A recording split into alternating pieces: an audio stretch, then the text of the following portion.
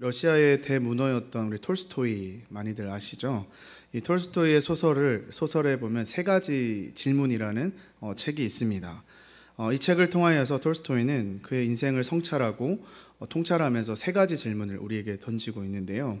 첫 번째 질문은 뭐냐면 내 생의 가장 중요한 시간은 언제인가? 두 번째는 내 생의 가장 중요한 사람은 누구인가? 마지막은 내 생의 중요한 일은 무엇인가입니다. 여러분들이 이 세 가지 질문에 어떤 대답을 하시겠습니까? 이 톨스토이는 이 세 가지 질문을 던져놓고 결론적으로 한 단어를 내뱉습니다. 혹시 읽어보신 분 있으신가요? 아시는 분 계신가요? 없습니까? 오늘 상품권 가져왔는데. 네, 바로 뭐냐면 지금이라는 말입니다. 지금 이 시간이 가장 중요한 시간이고, 지금 함께하는 사람이 가장 중요한 사람이고, 지금 내가 하고 있는 일이 바로 가장 중요한 일이다라는 거죠. 저는 이 책을 보면서 맞다, 우리 그리스도인들도 이러한 마음을 가지고 살아가야지 않냐라는 좀 생각을 해보았습니다. 많은 사람들은 이 질문에 고민을 많이 합니다. 그리고 과거에 영광스러웠던 내 모습, 그때 그 함께했던 사람을 생각합니다. 아니면 아직은 나에게는 그 때가 오지 않았다고 생각을 합니다. 왜요? 지금 살아가고 있는 내 삶이 아직은 베스트가 아니기 때문에. 그리고 지금은 이 어쩌면 시궁창 같은, 시궁창까지는 아니더라도 지금 여러분 대학생들은 좀 시험 기간이죠. 시험 기간이라든지 일터에서는 프로젝트를 맡는다든지, 아니면 아까 우리 찬양 인도자가 했지만 매너리즘에 빠져서 반복적인 어떤 일상을 겪고 있는다든지, 이런 시간들을 보내고 있다 보니까 오히려 이 순간이 중요하고 내가 만나는 사람이 소중하다기보다는 좀 이 순간을 좀 피하고 싶은, 만나고 싶은 사람을 좀 피하고 싶은, 그리고 뭐라고요? 앞으로 더 좋은 일이 있겠지라고 하는 거죠. 하지만 하나님 나라의 백성들이라면 좀 우리는 달라야 되지 않을까요? 물론 쉽지는 않겠지만 지금 내가 걷고 있는 시간이, 또 지금 내가 만나고 있는 사람들이, 또 지금 내가 하고 있는 일을 통하여서 하나님께서는 영광을 받기를 원하신다라는 것이죠. 그리고 그 삶을 통하여서 하나님의 하나님 아버지 사랑 안에서 우리는 좀 참된 기쁨과 만족을 누리며 살아가야 하는 것이 오늘의 우리의 사명이 아닌가. 사랑하는 여러분, 지금 이 시간, 지금 만나고 있는 사람들, 지금 하는 일이 하나님께서 여러분에게 허락하신 소중한 것들임을 믿으시길 소망합니다. 또한 오늘 이 예배 시간, 정말 소중한 시간이죠. 이 시간을 허비하지 마시고 오늘 주시는 그 말씀에 우리가 도전받아서 나아가는 좀 여러분들이 되시기를 소망합니다. 오늘 본문인 이 누가복음 6장은요, 지난 시간 우리가 레위를 하나님께서 부르시는 장면을 봤던 것처럼 오늘 이 6장은 이제 12 제자들을 부르시고 또 임명하시고 이제 본격적으로 복음을 전파하는 장면을 우리가 보게 됩니다. 우리 마태복음 하면 굉장히 유명한 게 있죠. 산상수훈이라고, 이런 거 들어보셨나요? 아마 심령이 가난한 자는 복이 있나니, 그런 거, 애통하는 자는 복이 있나, 이거 다 여기 포함하는 게 이제 산상수훈인데요. 이 누가복음 하면 또 유명한 또 말씀이 있습니다. 그게 뭐냐면 평지설교라고 해서 우리가 지금 보고 있는 이 말씀을 평지설교라고 합니다. 이 평지설교는 이미 이제 예수 그리스도의 복음을 믿기 시작한, 그리고 예수 그리스도를 따르기 시작한 제자들에게 하셨던 말씀인데요. 오늘 이 말씀을 통하여서 예수님께서 제자로서 가져야 할 세 가지 질문을 오늘 비유들을 통하여서 오늘 그때 당시 따르는 제자들과 오늘 이 말씀을 보고 있는 우리들에게 던져주고 계십니다. 오늘 이 비유와 질문들을 통하여서 좀 우리의 신앙을 한번 점검해보는 좀 시간이 되었으면 좋겠습니다. 첫 번째로 이 예수님께서 어떤 질문을 하셨냐면요, 첫 번째로 뭐냐면 나는 누구를 따르고 있는가입니다. 나는 누구를 따르고 있는가? 여러분은 현재 누구를 따르고 계십니까? 너무나 당연한 질문인가요? 아니면 금방 답이 나오는 질문인가요? 근데 우리가 곰곰이 생각해 보면 이 질문은 그렇게 우리가 쉽게 대답할 수 있는 질문은 아닌 것 같아요. 왜냐하면 우리는 많은 경우에 참 엉뚱한 것들을 많이 따라가고 있기 때문이죠. 다른 곳으로 갈 때도 있고요. 다른 사람들을 따를 때도 있고요. 내가 있어야 할 곳, 내가 나를 필요로 하는 곳보다는 내 마음에서 원하는 내가 가고 싶은 곳에 갈 때가 참 많더라는 거죠. 그런 우리의 연약함을 보시고 예수님께서는 오늘 뭐라고 말씀하시냐면 39절 말씀을 보실까요? 39절에 맹인이 맹인을 인도할 수 있느냐? 둘이 다 구덩이에 빠지지 아니하겠느냐? 예수님께서는 지금 우리가 따르고 있는 대상이 누구인지를 분별하고 주의하라는 것을 경고하고 있습니다. 여러분 생각해 보십시오. 지금 앞을 보지 못하는 사람이 누군가를 따라가고 있어요. 자신이 앞을 볼 수 없기 때문에 자신을 인도하고 있는 사람을 따라갈 수밖에 없고 그 사람을 전적으로 의지할 수밖에 없는 상황입니다. 그런데 문제가 있어요. 그것은 지금 앞장서는 사람 또한 앞을 지금 못 본다는 겁니다. 여러분, 이 두 사람의 미래는 우리가 너무나도 쉽게 예상할 수 있죠. 만약 눈먼 사람이 인도자라면 어떻게 될까요? 비극적인 결말을 맞이하게 되지 않을까요? 결국은 어떻게 될까요? 오늘 말씀처럼 둘 다 구덩이에 빠지게 된다라는 겁니다. 여기서 말하는 이 구덩이라는 것은 발이 살짝 이렇게 삐끗하는 정도의 얕은 곳이 아니라 크고 깊은 구덩이를 얘기합니다. 그러니까 우리식으로 얘기하면 이 공사 중에 있는 맨홀, 그 맨홀 뚜껑에 빠져버리는 그런 경우를 얘기하는 것이죠. 이거 잘못된 나쁜 일이 생겼네? 이 일을 어떡하지가 아니라 어떻게 해요? 우리의 생명이 걸린 일이라는 것이죠. 그래서 지금 우리는 내가 누구를 따라가고 있는지, 어디를 향해 가고 있는지 지속적으로 우리는 점검하고 또 점검해 봐야 된다는 것이죠. 세상에는 우리를 인도하려는 것들이 너무나도 많습니다. 이렇게 해야 된다, 저렇게 해야 된다, 그렇게 하면 안 된다, 여기에 가면 좋더라, 이게 꼭 필요하다더라. 수많은 것들이 우리를 앞장서서 인도하려고 합니다. 그래서 우리를 헷갈리게 만들고 정신없게 만듭니다. 그리고 많은 경우에 사람들은 내가 원하는 대로 나의 뜻을 이루기 위해 그 다른 사람들을 또 움직이려고 하죠. 쉽게 말하면 우리가 뭐예요? 영적인 맹인이라는 거예요. 아주 친절하게 우리를 온전한 길이 아니라 구덩이의 길로 인도하더라는 것이죠.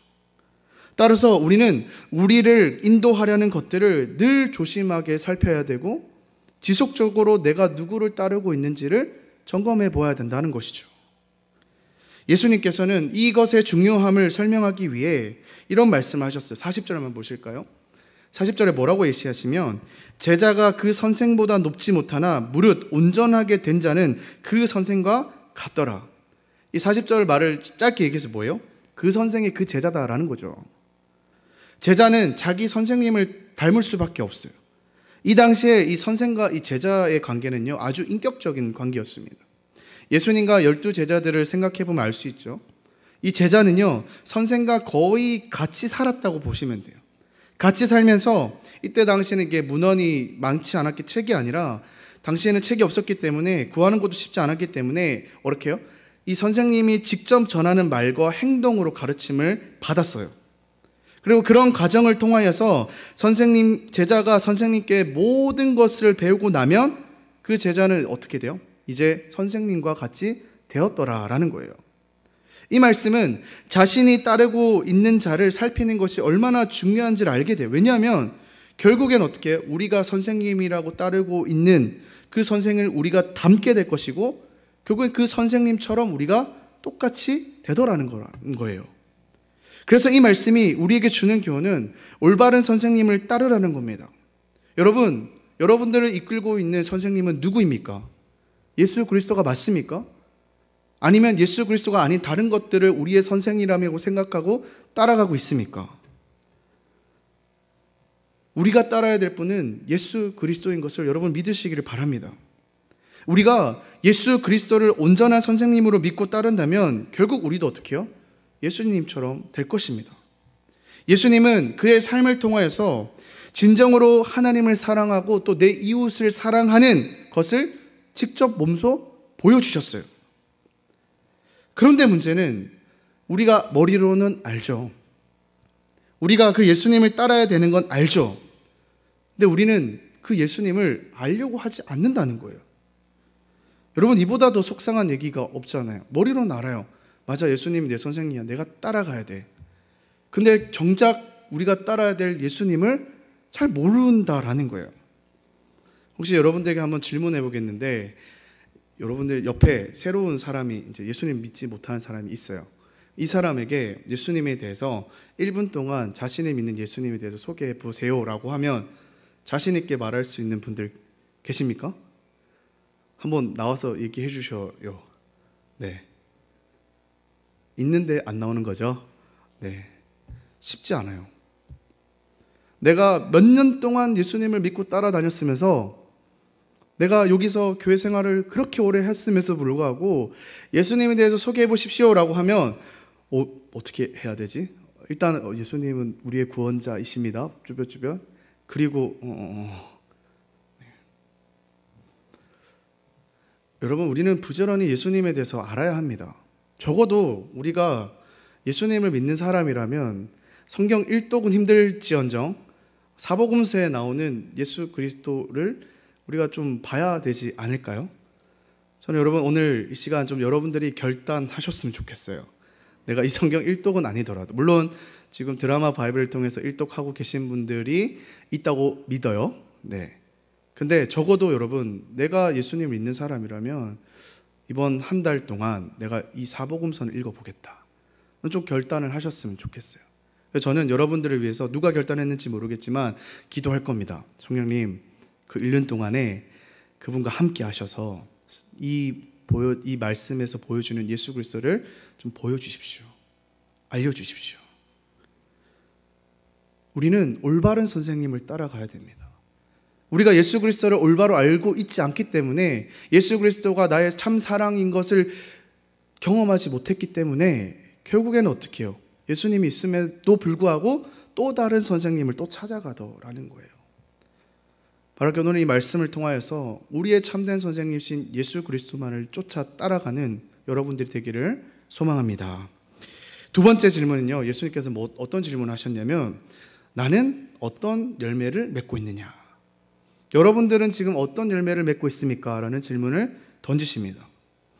예수님께서 이번에 이 질문을 던지면서 어떤 비유를 했냐면 나무와 열매에 대한 비유를 얘기하시는데요, 나무에 따라서 그 나무에 열리는 것은 하나님께 정하신 것이죠. 누구나 당연하게 받아들이고 다른 이견이 없는 분명한 원리입니다. 예수님께서 이 원리를 일깨워 주시면서 이것을 사람에게 적용하는데, 오늘 본문 43절부터 한번 쭉 읽어볼게요. 43절부터 못된 열매 맺는 좋은 나무가 없고 또 좋은 열매 맺는 못된 나무가 없느니라. 나무는 각각 그 열매로 아나니 가시나무에서 무화과를 또는 찔레에서 포도를 따지 못하느니라. 선한 사람은 마음에 쌓은 선에서 선을 내고 악한 자는 그 쌓은 악에서 악을 내나니 이는 마음에 가득한 것을 입으로 말함이라. 예수님께서 뭐라고 하십니까?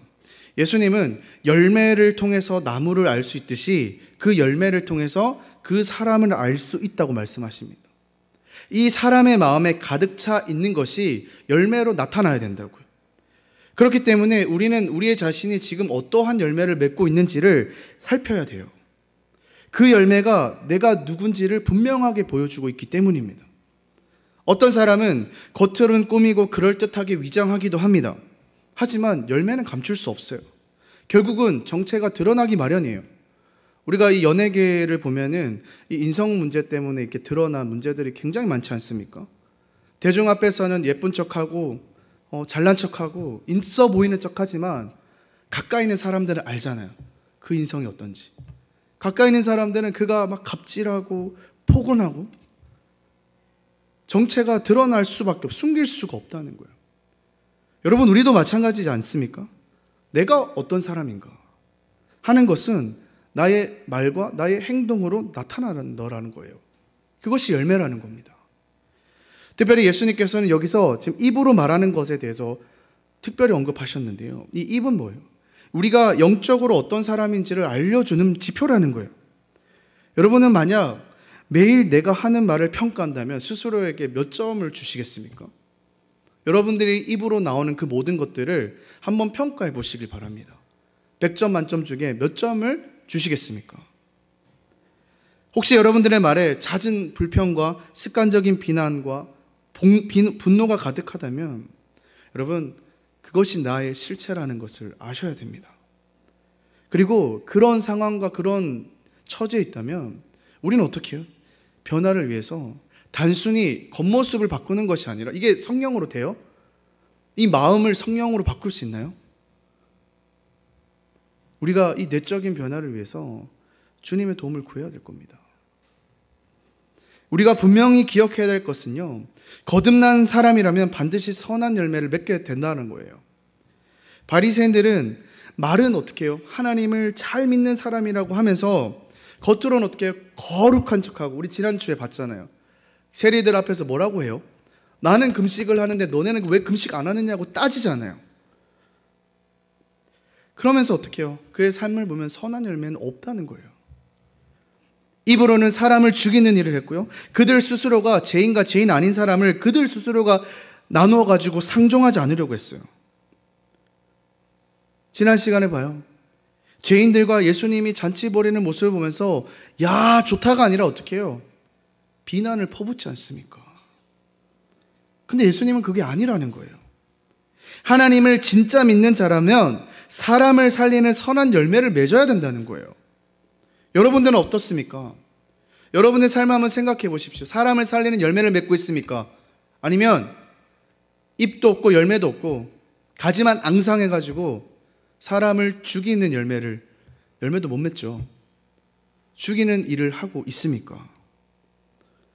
바라기는 오늘 예수님의 이 뜻에 따라 정말 여러분들의 열매를 통해서 생명을 살리는 여러분이 되시기를 소망합니다.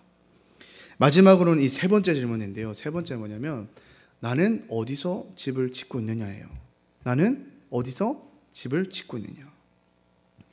예수님께서 이렇게 쭉 비유로 얘기를 하시고 설교를 하시면서 마지막에 뭐라고 하냐면, 말씀을 실천해야 된다라고 분명히 얘기하고 있어요.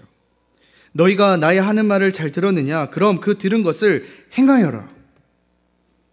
예수님은 이를 위해서 우리에게 비유로 이 행함의 중요성을 강조하는데, 어떤 비유냐면 집을 짓는데 두 사람이 등장을 합니다. 한 사람은 집을 짓기 위해서 먼저 땅을 깊게 파요. 그리고 그 땅에 큰 바위를 짓고요, 그 큰 바위에 기초를 짓고 집을 짓더라는 거예요. 짓고 난 다음에 보니까 폭우가 쏟아져요. 그래서 큰 물이 밀려와가지고 집이 막 부딪혀요. 이 물살은 빠르고 강력했는데, 근데 이렇게 지은 집은 흔들리더라 흔들리지 않더라? 흔들리지 않더라는 거예요. 견고한 기초 위에 세워진 집이라 안전했어요. 근데 문제는 또 다른 한 사람은요, 집을 짓는데 아무런 기초 없이 그냥 흙 위에다가 집을 짓게 되더래요. 그리고 나서 이제 똑같은 상황이 벌어지게 되죠. 근데 어떻게 해요? 기초 없는 이 흙 위에 있는 집은 비가 내리니 어떻게 해요? 부딪히니까 와르르 다 무너지더라는 거예요. 예수님께서는 이 무너졌던 상태를 뭐라고 얘기하냐면, 그 파괴됨이 심하다는 표현을 덧붙이세요. 완전히 무너졌다는 거예요. 이 비유를 통해서 예수님께서 무엇을 말씀하십니까? 듣고 행하는 자와 듣고 행하지 않는 자는 완전히 차이가 난다. 예수님께서 가르쳐주는 이 교훈은요, 분명합니다. 누구든지 예수님의 말씀을 듣고 그것을 행하는 사람은 삶의 시련을 극복할 수 있는 튼튼한 기초 위에 있다는 겁니다. 우리의 삶에 어려움이 없을 때는 기초가 그렇게 중요하지 않아 보이죠. 별일이 없이 순탄할 때는 다 괜찮은 것 같아요. 하지만 우리가 늘 순탄한 게 아니잖아요. 뜻하지 않는 어려움과 고난을 만나게 되면 그때는 우리가 진짜 인생을 경험하게 됩니다. 그런데 그 과정 속에서도 이 말씀에 대한, 오늘 나에게 주시는 그 말씀을 믿고 지속적인 행함이 있는 사람은 결코 흔들리지 않습니다. 왜? 하나님께서 나를 붙잡아 주시는 거 확실하게 알기 때문에. 말씀을 듣는 것만으로 버티기에는요, 우리 인생이 그렇게 호락하지 않습니다. 그냥 말씀만 듣고 그렇게 해야지. 그럼 밖에 나가면 똑같아. 여러분, 우리의 인생을 결정짓는 집은 어떤 집을 짓느냐가 아니에요. 세상은 그렇게 얘기하죠. 몇 평이냐? 얼마나 큰 집에 사냐? 아파트냐? 겉으로 보기에 얼마나 화려한지, 얼마나 큰지가 중요하지 않다는 거예요. 더 중요한 것은 뭐예요? 눈에 보이지 않는 기초라는 겁니다. 우리가 생각해야 될 것은, 우리가 어떤 집을 짓든 어디에 짓든 간에 관계없이 만나게 되는 거 있어요. 뭐예요? 어떤 상황 가지고 큰 물을 만날 수밖에 없어요. 어려움을 당할 수밖에 없어요. 풍파를 피할 수 없어요. 예외 없이 어려운 인생을 경험하게 될 수밖에 없어요. 하지만 그것을 견디는 힘은 뭐예요? 오늘 나에게 주시는 그 말씀을 붙잡고 그 말씀에 순종해서 나가는 것. 순종이 우리의 인생의 어려움과 시련을 이기게 하는 든든한 기초가 된다는 거예요. 그러니 여러분들의 삶을 한번 살펴보셨으면 좋겠어요. 나는 어디에 지금 집을 짓고 있는지, 다시 말해 나는 이 들었던 말씀을 얼마나 순종하고 살아가고 있는지를 한번 점검해 보셨으면 좋겠어요. 순종은요, 우리가 이 인생에 만나는 수많은 어려움과 풍파 속에서 우리를 흔들리지 않도록 붙잡아 줄 겁니다. 갑작스럽게 만나는 어려움을 이기게 하는 것은 우리가 그럼에도 불구하고 지속적으로 하나님의 말씀을 붙잡고 나아가는 것. 하지만 우리의 존재를 우리가 너무나 잘 알죠. 우리의 모습은 어떻습니까? 이 독일에 이 리벡 교회라는 교회가 있는데 아주 낡은 교회인데요. 그 교회에 붙어 있는 시가 하나 있습니다. 그 시를 제가 한번 가져왔는데 한번 보실까요? 이게 우리의 상태라는 거죠. 너희는 나를 주라고 부르면서 따르지 않고, 너희는 나를 빛이라 부르면서 우러러 보지 않고, 너희는 나를 길이라 부르면서 따라 걷지 않고, 너희는 나를 삶이라 부르면서 의지하지 않고, 너희는 나를 지혜라 부르면서 사랑하지 않고, 너희는 나를 부하다 부르면서 구하지 않고, 너희는 나를 문이라 부르면서 두드리지 않고, 너희는 나를 존귀하다 부르면서 섬기지 않고, 너희는 나를 의롭다 부르면서 두려워하지 않으니 그런즉 너희를 꾸짖어도 나를 탓하지 말아라. 오늘 우리가 앞에서 찬양을 부르고 찬양을 고백을 그렇게 하면서 우리의 삶 가운데서는 그 삶의 고백이 없는 거예요. 여러분, 이 시는 우리의 태도를 돌아보게 합니다. 말씀에 대한 우리의 태도는요, 곧 주님에 대한 우리의 태도입니다. 여러분은 말씀을 어떻게 듣고 어떻게 행하고 계십니까? 여러분, 집에서 할 때 늘 결단을 하잖아요, 그죠? 근데 저는 이 리더들한테도 늘 얘기하는 게, 결단을 할 때 좀 뭉뚱그려서 하지 않았으면 좋겠다는 얘기해요. 그냥 내가 열심히 또 하나님 앞에 살아야 되니까 말씀 많이 읽고 기도 많이 하고 안 하잖아요. 물론 하시겠죠. 근데 조금 더 구체적으로 갔으면 좋겠어요. 여러분들 삶에 만약에 정말로 내가 기도하겠다 그러면 내가 언제 몇 시에 어디에서 하겠습니다. 그리고 반드시 지키셨으면 좋겠어요. 그리고 여러분들 삶을 놓고 또 이것을 위해서 기도해 주세요 하잖아요. 그러면 던져놓고 그냥 또 다르게 살지 마시고요, 던져놓은 그 기도 대목대로 열심히 여러분 살아셨으면 좋겠어요. 그럴 때 하나님께서는요, 반드시 여러분들이 그 말씀 붙잡고 가잖아요. 하나님께서 반드시 도와주실 겁니다. 붙잡아 주실 겁니다. 그리고 여러분, 우리가 이 청년회 때 이게 왜 중요하냐면, 우리 청년이 느끼고 있는 이 고통, 고난은 물론 당사자들은 힘들고 어렵겠지만 우리의 전체 인생을 봤을 때는 사실은 큰 문제들이 아니잖아요. 제가 뭘 얘기하냐면, 작은 것부터 이게 우리가 훈련이 되지 않으면요, 큰 거에서 우리가 할 수 있을까요? 못합니다. 작은 것에 하나님을 의지하고 하나님을 붙잡지 않으면요, 이거 더 큰 일이 왔을 때 안 돼요. 또 세상 것을 찾더라는 거예요.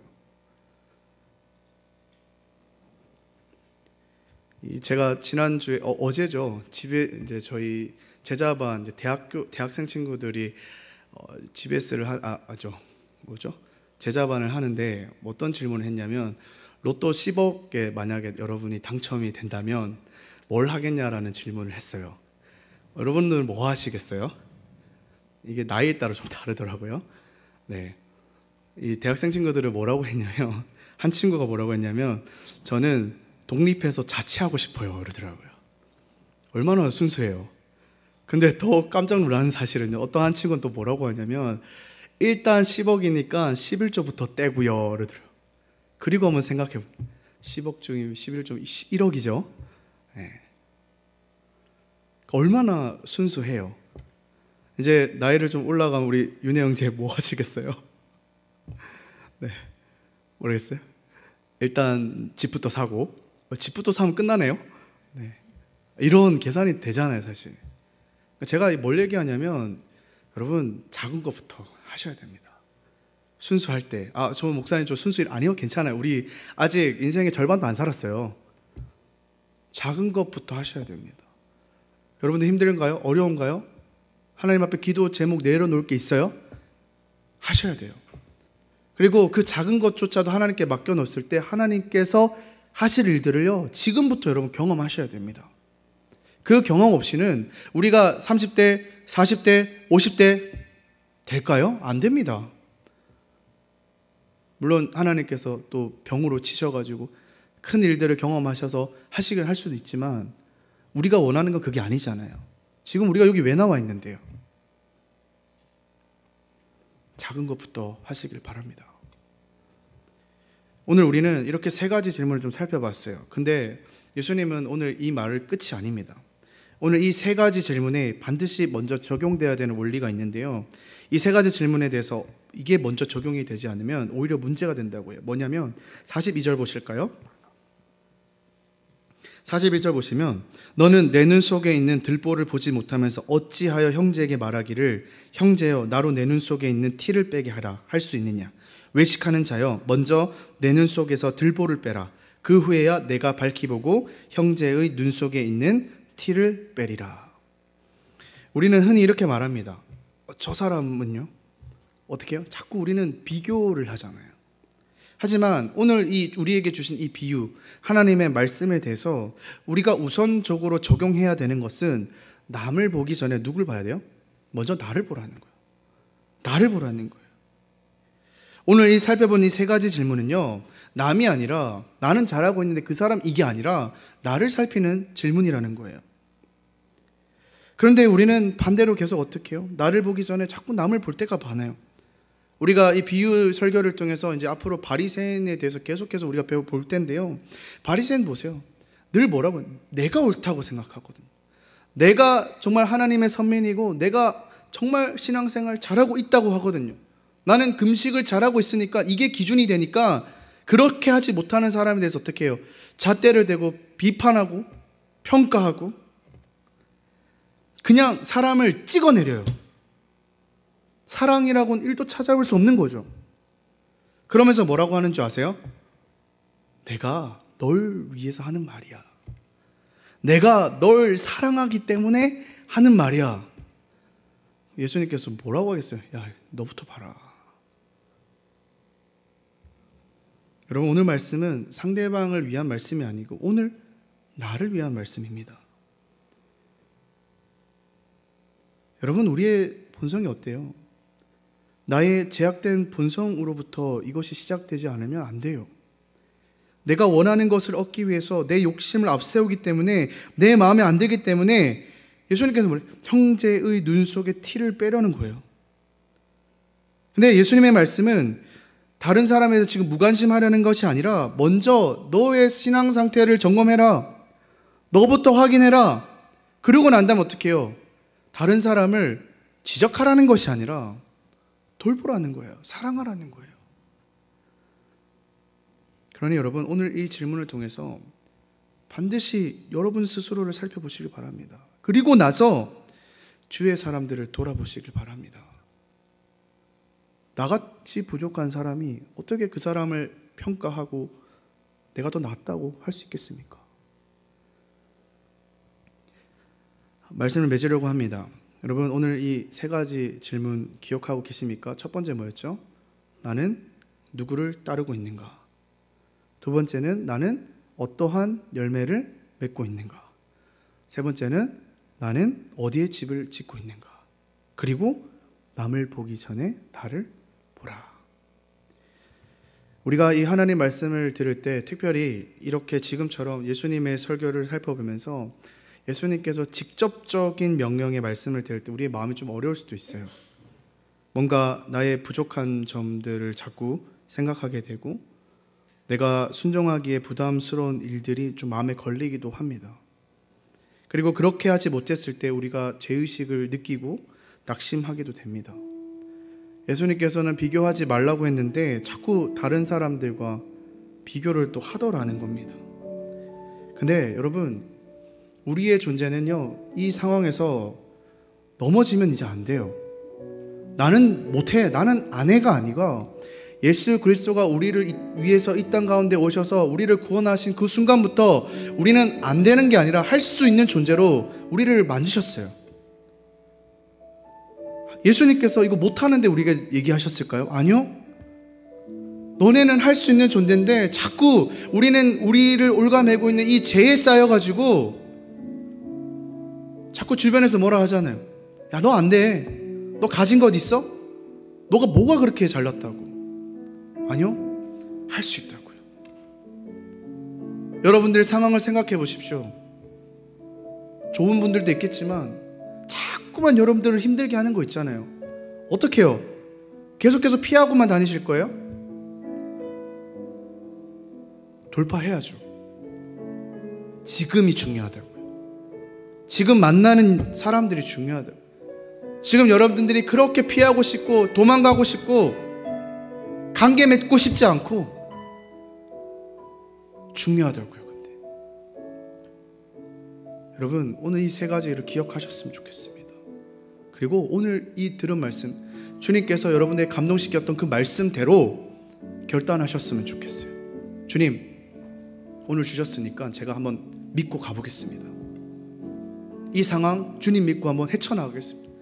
나를 너무 힘들게 하는 그 사람과의 관계 주님 믿고 한번 내가 눈 질끈 감고 가보겠습니다. 하나님께서 반드시 여러분과 함께 하실 거고 해결케 하실 겁니다. 그래서 이 믿음의 분량을 여러분 계속 키워 가셔야 돼요. 언제까지 이 작은 거에 머물러 있을 거예요. 요 단계를 지나면 또 더 큰 일이 오겠죠. 그러면 또 이겨내는 거예요. 하나님과 함께. 오늘 이 시간 여러분들 가운데 함께 오신 주님을 붙잡으시길 바랍니다. 그래서 여러분들의 그 모든 상황과 환경을 내려놓기 원합니다. 그럴 때 하나님께서는 반드시 여러분들을 인도하시고 붙잡으실 겁니다.